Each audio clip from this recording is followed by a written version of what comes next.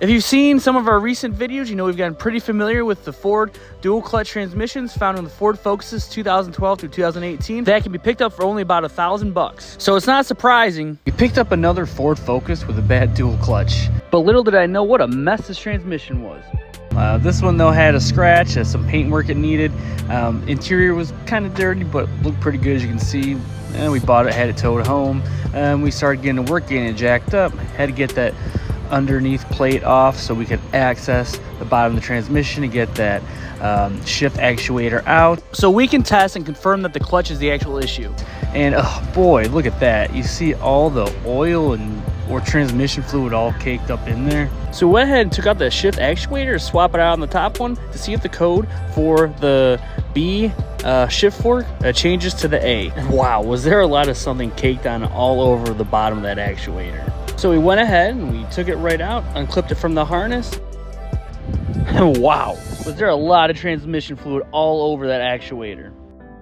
And at that point, I was pretty sure that the culprit of our problem was a leaking input shaft seal on the inside of the transmission that are known to go bad. And I'm told that the transmission fluid will not affect the actual forks, but will make the clutch slip, which explains why we didn't lose any gears, like reverse. So we just went right to work getting this transmission out. First hurdle we had was a battery that was heavily corroded, and we really had to work to get the battery terminals off and get it out.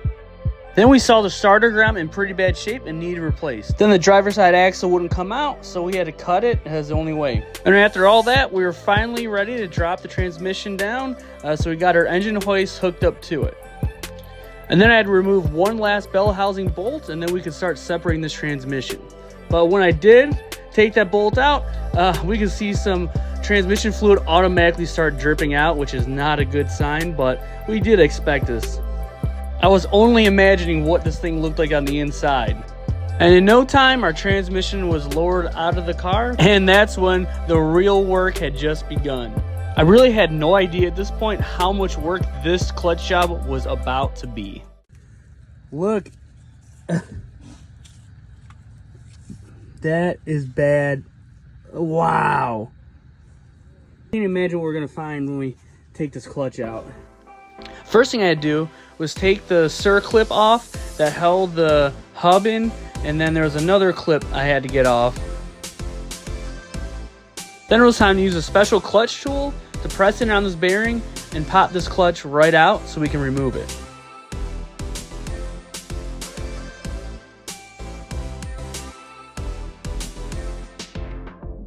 Okay, now we have this on.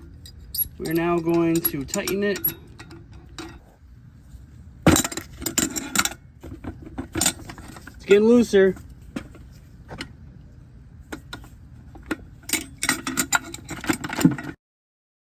And we were so close, we just had to tighten it just a little more to get it all the way out.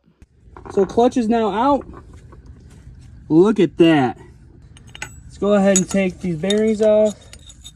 Yep, this fell apart. As you can see, this bell housing is in pretty rough shape. I don't know how long this oil leak has been going, but it's accumulated a lot inside here. So it's going to be fun cleaning this up. No wonder the clutch was slipping. All right, well, let's start getting this stuff out. I want to see what that seal looks like inside. We started with removing the two forks, Fork A and Fork B. Took a little effort, so I needed my breaker bar.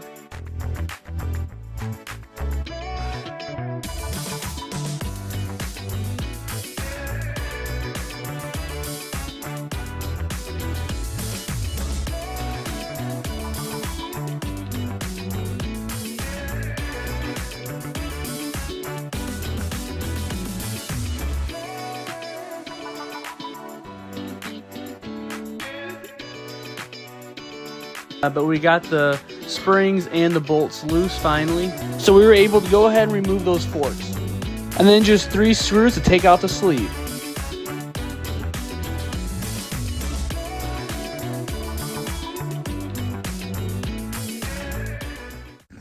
Alright, and you can see where it's leaking right here. You can see the transmission fluid all the way around here.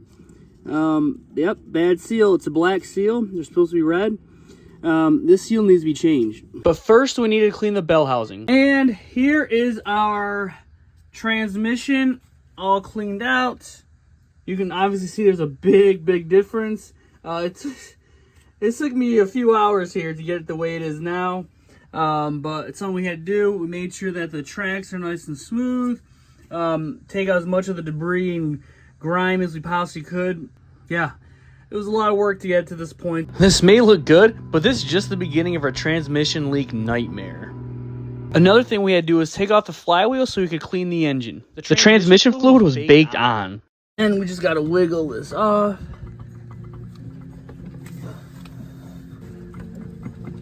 All right, just like that, and it's off. Remember where this goes so we can line it back up. But guys, look at that. That is atrocious. Look at this. There's our starter grommet, all busted up in pieces. And now that the flywheel was off, it was time to go ahead and just give it a good deep cleaning with some brake cleaner.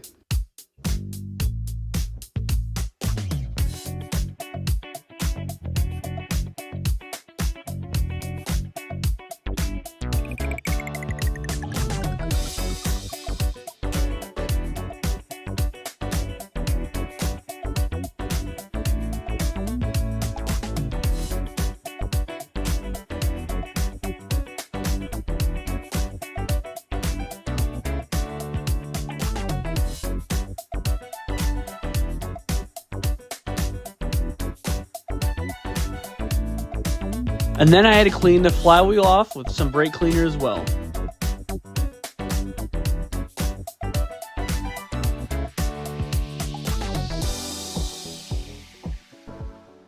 Okay, and here's what our flywheel is looking like now. Our flywheel obviously looks a lot better. So there it is, all cleaned up, looks a lot better. Here's what it looked like before. Definitely not a pretty sight at all. And that's what we got now. So we're looking good. It's time to put this flex plate or flywheel back on, and then we'll torque it down. And putting the flywheel back on is pretty straightforward. Just make sure that you put the bolts on hand tightened at first, and then you tighten them down just like you do a tire in a star pattern, just to make sure that it sits flush with the engine. I have to say, it looks so much better now. Look how clean it looks. It was so nasty when we first saw this. But with a lot of cleaning and a lot of time and a lot of brake cleaner, we got it to this. And the last thing to clean up was the outside of that bell housing. It's just as dirty as everything else we had to clean. And much later, I'll show you what we're looking like. So this was all completely covered. I mean, just saturated. And now we have a transmission that looks good enough to put back in. You know, we don't have to worry about the next person looking at the car when we go to sell it, looking underneath the transmission, seeing all the transmission fluid and worrying that, well, is it leaking now? Because it's not. We want them to make sure that they don't have to worry about that. So I think this is ready. Once we get the shaft seal, we're going to put it in right there, and then we'll be good to go. So we've gone ahead and ordered the seals for this transmission. Have to wait a day or two for them to get here. So that's going to be it for this video, but check for the next video where we get these seals in, get the transmission back in, and get this car wrapped up and hopefully sold. So we'll see you then.